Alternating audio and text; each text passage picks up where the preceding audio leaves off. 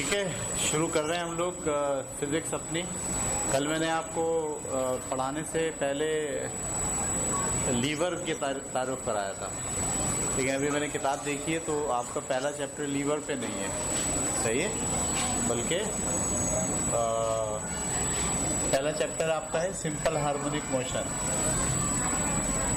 Simple harmonic motion,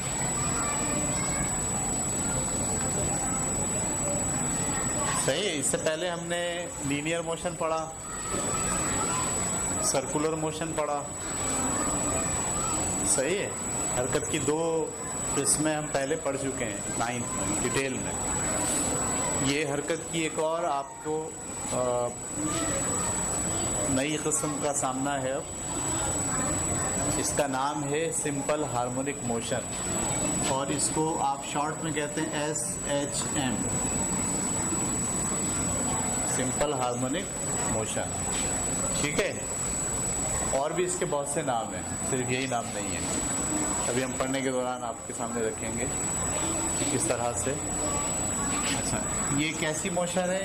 एक अगर हम रबर ले लें, सही है, रबर बैंड, उसको मैं ऐसे खींच लूँ, दोनों तरफ से पकड़ लूँ और आप बीच में से पकड़ के उसे छोड़ें तो वो क्या करेगा? ऊपर नीचे हरकत करेगा। तो ये जो हरकत है रबर बैंड की, सही है, ये ऐसे ऊपर जा रही है और ऐसे अपने असल मुकाम से ऊपर और अपने असल मुकाम से नीचे जब कोई ऑब्जेक्ट हरकत करता है तो उसे आप कहते हैं सिंपल हार्मोनिक मोशन। अच्छा, इसको वाइब्रेशन भी कहते हैं। क्या बोलते हैं? वाइब्रेशन।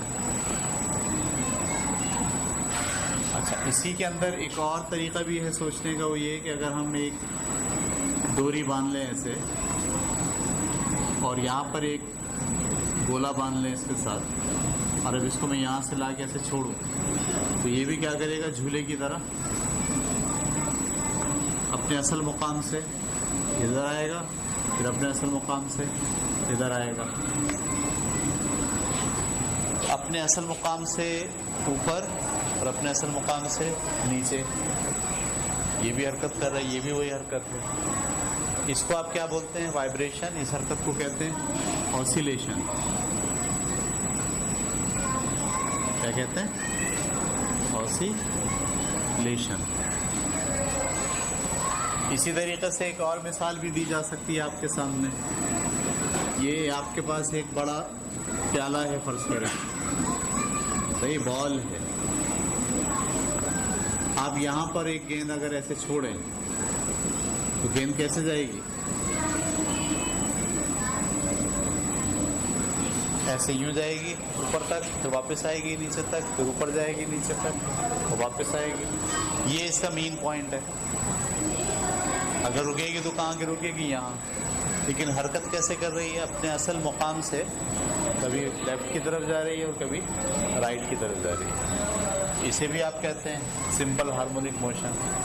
असल में ये सब वाइब्रेशन, ऑसिलेशन, ये सिंपल हार्मोनिक मोशन, इसके लिए एक लफ्ज़ इस्तेमाल करते हैं फिजिक्स में, वेव मोशन। ये सब एक है, सही है। अगर दोनों सिरे बंधे हुए और ऑब्जेक्ट हरकत कर रहा है, जैसे गिटार का तार है, गिटार के तार को भी जब आप बजाते हैं तो दोनों सिरे उसके बंधे होते हैं और बीच में से वो अपने असल मुकाम से ऊपर नीचे हरकत करता है, तो इसको आप क्या बोलते हैं? वाइब्रेशन। अच्छा, दोनों सिरे बंधे हुए नहीं, एक सिरा बंधा हुआ है, एक सिरा आज़ाद है, झूले की तरह, तो अब इसको क्या कहते हैं? ऑसिलेशन। ये इसी यहाँ तो ये बंधा हुआ ही नहीं है ऑब्जेक्ट, ये तो ऑब्जेक्ट क्या कर रहा है? बॉल के अंदर लुढ़क रहा है, अपने असल मुकाम से ऊपर नीचे हरकत कर रहा है। ये भी क्या कहलाएगी? Simple harmonic motion. और ये सब दरअसल फिजिक्स में एक लफ्ज़ से अगर बयान किया जाए तो उसे आप क्या कहते हैं? वेव मोशन, ठीक है। एक मिसाल और भी है आपके पास। अगर हम एक टेबल पे, ये हमारे पास टेबल है, इस टेबल के ऊपर एक स्प्रिंग बांध दें और एक स्प्रिंग के साथ यहाँ पर एक ऑब्जेक्ट ऐसे लगा दें। अब अगर मैं इसको यहाँ से पकड़ के ऐसे खींचूंगा तो क्या होगा, इसमें फैलाव पैदा होगा, और ला के जब छोड़ूंगा तो क्या होगा, ये वापस अपने असल मुकाम की तरफ आएगा, लेकिन रुकेगा नहीं यहाँ, आगे जाके इसको दबाएगा। तो अब इसके अंदर पहले जब आपने इसको यहाँ खींचा था तो इसमें क्रिएट हो गया था पुश, नहीं सॉरी पुल, एक ऐसी फोर्स डेवलप हो रही थी जो इसको पुल कर रही थी, खींच रही थी अपनी तरफ। और जब आपने इसको छोड़ा और ये वापस यहाँ आया और वापस अगली अपने असल मुकाम से आगे की तरफ गया, तो अब इसमें क्रिएट हो गया पुश। तो इस पुल और पुश की वजह से ये ऑब्जेक्ट कभी लेफ़्ट में जाएगा, कभी राइट में जाएगा, कभी लेफ़्ट में, कभी राइट में। सही है। तो ये सारी जो हरकत हम आपके सामने रख रहे हैं, इस सब को मिलके आप क्या कहते हैं, वेव मोशन, या और जनरल क्या बोलते हैं, सिंपल हार्मोनिक मोशन। हार्मोनिक इसको इसलिए बोल रहे हैं कि ये दरअसल जो आपका जो आले होते हैं ना, साज वाले आले, जैसे गिटार हो गया, जैसे बांसुरी हो गई, जैसे बाजे हो गए, ठीक है, ये सब दरअसल वाइब्रेशन की बुनियाद पर काम करते हैं। वाइब्रेशन होती है तो आवाज़ पैदा होती है। आप गुब्बारा फुला लें, गुब्बारा फुला के उसको निकाल के ऐसे उसका मुंह ज़रा ऐसे खोलें और हवा निकलने दें उसमें से, तो आप देखते हैं आवाज़ आती है। तो वो क्यों है, जब वो आवाज़ हवा उसमें से गुजरती है वो वाइब्रेट करता है अंदर थोड़ा, उससे नतीजे में क्या पैदा होती है, आवाज़ पैदा होती है। तो वाइब्रेशन का, क्योंकि हार्मोनिक के साथ, जो लफ्ज़ हार्मोनिक है इसके मायने क्या है, आवाज़। तो वाइब्रेशन का क्योंकि आवाज़ के साथ ताल्लुक़ है, बांसुरी भी हम बजाते हैं तो उसमें भी वाइब्रेशन होती है, हवा जाके टकराती है, वापस आती है। इसी तरीके से जब आप वायलिन बजाते हैं, सही है, उसके अंदर भी आप क्या करते हैं, तार को दूसरे तार के साथ वाइब्रेट करते हैं। वाइब्रेट के नतीजे में भी क्या पैदा होती है, आवाज़ पैदा होती है। इसीलिए ज़्यादातर क्योंकि वाइब्रेशन आवाज़ पैदा करती है, इसलिए इसको हम हार्मोनिक का नाम देते हैं, सिंपल हार्मोनिक मोशन। अच्छा, इसमें आवाज़ पैदा नहीं हो रही, इसलिए इसकी मोशन को आप सिंपल हार्मोनिक मोशन कह नहीं सकते।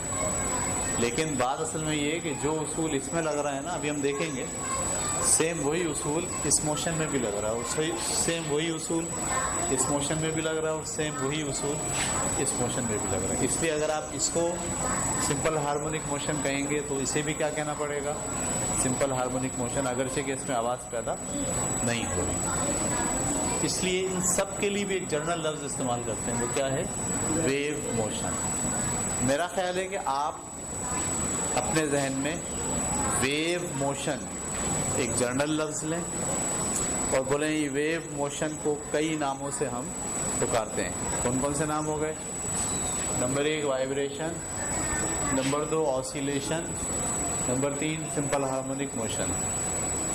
वाइब्रेशन, ऑसिलेशन और सिंपल हार्मोनिक मोशन, तीनों दरअसल क्या हैं, वेव मोशन है। सिंपल हार्मोनिक मोशन कहाँ आप लगाओगे, ज़्यादातर वहाँ पर जहाँ आवाज़ पैदा हो रही है हरकत के नतीजे में, ठीक है। तो हम इस मोशन को अब थोड़ा डीप जाके पढ़ने की कोशिश करेंगे, और इसके लिए हम इस्तेमाल कर रहे हैं एक एग्जाम्पल, और वो एग्जाम्पल वही है जो अभी हमने आपकी दी कि फ़र्ज़ कीजिए आपके पास एक टेबल के ऊपर एक, ठीक है, तो एक हमारे पास एक ऑब्जेक्ट है जिसका मास m है, और ये बंधा हुआ है किससे, एक स्प्रिंग से, और ये फ्रिक्शन लेस है, यानी इसमें रगड़ नहीं है, बहुत स्मूथ है, चिकना है, ऑयल भी डाला हुआ। तो ये इसका असल मुकाम है। अगर हम आपसे कहें कि ये इसका मुकाम है, फर्ज कीजिए A, ये कैपिटल A। अब हम इसको यहाँ से खींच के यहाँ ले आए, जैसे ही हम इसको यहाँ से खींच के यहाँ लाएंगे, इसका मुकाम अब क्या रहेगा? इसका मुकाम हो गया B। जब मैं इसको खींच के यहाँ से यहाँ लाया, कहाँ पे? A से कहाँ ले आया? B पर।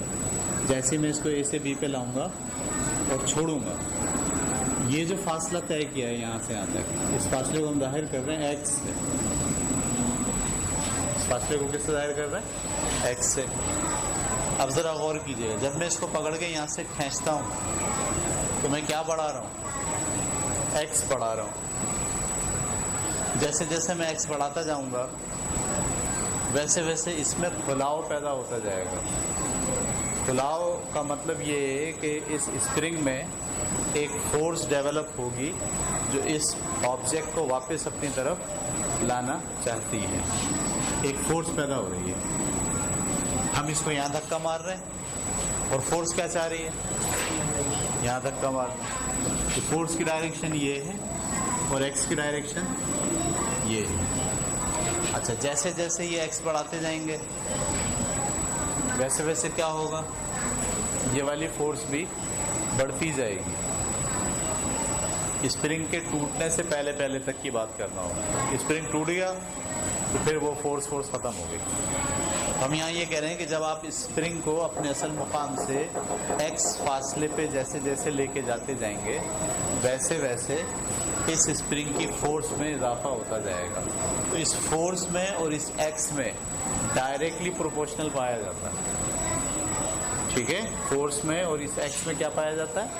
Directly proportional. ऐसे लिख सकते हैं, तो force is directly proportional to x. जैसे जैसे एक्स बढ़ेगा वैसे वैसे फोर्स भी बढ़ेगी, और जैसे जैसे एक्स कम होगा वैसे वैसे फोर्स भी कम होगा। अच्छा, आप जब इसको छोड़ के यहाँ ले आओ तो एक्स क्या हो गया? 0 हो गया। फोर्स भी क्या हो जाएगी? 0 हो जाएगी।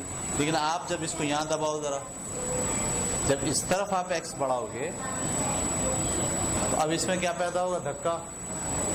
यानी जब आप एक्स यहाँ लेकर आते हो तो फोर्स वहाँ हो जाती है, जब आप एक्स को वहाँ ले जाते हो तो फोर्स यहाँ हो जाती है। इसका मतलब है फोर्स और इस एक्स में एक दूसरे के ही अपोजिट है। एक्स जिस डायरेक्शन में होगा, फोर्स उस डायरेक्शन में नहीं होगा, इसलिए ये माइनस का निशान लगा दिया। माइनस क्या बोल रहा है? कि फोर्स की डायरेक्शन और एक्स की डायरेक्शन दोनों एक दूसरे के अपोजिट होगी। ये बात क्लियर हो गई? ये जो पूरा वाक़या आप देख रहे हो, इस वाक़े की ये मैथमेटिकल एक्सप्लेनेशन हो रही है। इसको मैथ में बयान किया जा रहा है कि इस केस में स्प्रिंग के अंदर डेवलप होने वाली फोर्स डायरेक्टली प्रोपोर्शनल है किसके? एक्स के। एक्स अगर बढ़ता है तो फोर्स भी बढ़ती है, एक्स अगर कम होता है तो फोर्स भी कम होती है। और एक बात, दूसरी बात ये है कि एक्स की डायरेक्शन अगर इस तरफ होगी तो फोर्स की डायरेक्शन इस तरफ होगी, और अगर एक्स की डायरेक्शन इस तरफ हो तो फोर्स की डायरेक्शन उस तरफ होगी। तो फोर्स और एक्स एक दूसरे के हमेशा अपोजिट होते हैं। तो इस अपोजिट की बात को बयान करने के लिए हमने क्या लगाया? माइनस का साइन लगाया। ये बात क्लियर हो गई आपको? आगे चलते हैं। अब आप जानते हैं F बराबर है, इस प्रोपोर्शनलिटी को आप किस में चेंज कर रहे हैं? इक्वलिटी में। तो क्या आ जाता है? कांस्टेंट, ये हमने पढ़ा है, इनटू माइनस का x। ये कांस्टेंट किसके बराबर होगा? ऐसे मैंने लिखा, कांस्टेंट बराबर है F upon x। F upon x, ठीक है। इस कांस्टेंट को हम कहते हैं k। इस कांस्टेंट को किससे जाहिर करते हैं? k से। ये स्प्रिंग का कांस्टेंट कहलाता है। k क्या कहलाता है? स्प्रिंग का कांस्टेंट, यानी स्प्रिंग के मटेरियल पे जो बेस करता है, या स्प्रिंग की लचक पे जिसका इन्हिसार होता है। कुछ स्प्रिंग बहुत लचकदार होंगे, कुछ स्प्रिंग क्या होंगे? बहुत टफ होंगे। जैसे मोटरसाइकिल के जो स्प्रिंग होते हैं जंपों के, वो इतने लचकदार नहीं होते, सही है, जितने आम स्प्रिंग होते हैं। तो ये जो K की वैल्यू है, ये उसकी लचक पे डिपेंड करती है। स्प्रिंग जो है जितना ज़्यादा लचकदार होगा उतना ही K की वैल्यू ज़्यादा होगी। स्प्रिंग जितना सख्त होगा K की वैल्यू उतनी ही कम होगी। अच्छा जी, अब हम ये x को वापस ले जा रहे हैं। F is equal to k into x, ठीक है। अच्छा, यहाँ f किसके बराबर होता है हम जानते हैं, f बराबर है किसके, ma के। न्यूटन का दूसरा कानून पढ़ा आपने, f किसके बराबर होता है। मैं वहाँ पर इस फार्मूले में f की जगह पे क्या लिख दे रहा हूँ, ma बराबर है किसके, माइनस का k इंटू एक्स। अच्छा, ये m यहाँ मल्टीप्लाई कर रहा है, वहाँ जाकर क्या करेगा, डिवाइड करेगा, k upon m into x. हम यहाँ से चले यहाँ तक आए और अब यहाँ आ गए। यहाँ ये क्या कह रहा है, एक्सेलरेशन बराबर है माइनस का k अपॉन m। k क्या है, स्प्रिंग का कांस्टेंट, और m क्या है, इस ऑब्जेक्ट का मास। इस पूरी हरकत के दौरान ये मास भी क्या होगा, कांस्टेंट होगा, तो मास कम या ज़्यादा तो नहीं होगा। इसका मतलब ये भी एक कांस्टेंट है और ये भी क्या है, कांस्टेंट है। तो कांस्टेंट अपॉन कांस्टेंट भी एक कांस्टेंट होगा। कांस्टेंट अपॉन कांस्टेंट भी दरअसल क्या होगा, एक कांस्टेंट होगा। ये बात पकड़ पाया आप मेरी या नहीं। लिहाजा अब ये वाली इक्वेशन इस तरह से लिखी जा रही है, एफ नहीं, ए बराबर का निशान माइनस का, इस के अपॉन एम को हम क्या लिख रहे हैं, कांस्टेंट इंटू एक्स। कांस्टेंट हटा रहा हूँ मैं अब और इक्वल हटा रहा हूँ, आपको पता है तो क्या आ जाएगा, प्रोपोर्शनलिटी। यहाँ उल्टा काम कर रहे हैं, पहले प्रोपोर्शनलिटी हटाई थी तो क्या आ गया था, इक्वल और कांस्टेंट।